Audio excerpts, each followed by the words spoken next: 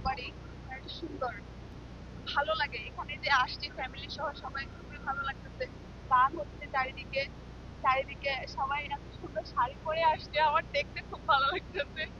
সবাইকে সুন্দর পাখির মতো লাগতেছে। আমি মানে আসা হয় না, মানে আমার এই প্রথম রমনাতে আসা হয়েছে। তা আগে পহেলা বৈশাখ আমি ছোট থেকে অ্যাটেন্ড করতাম, তখন বাবার সাথে যাওয়া হতো। কিন্তু এখন আসা হয়েছে এই যে আমার আম্মু আমরা সবাই আসছে। না প্রত্যেক বছরে আসা হয় না, এবারে আসা হয়েছে।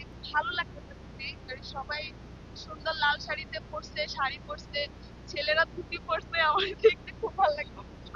না আমি তো লাল সাদা শাড়ি এটা হয় আর কি।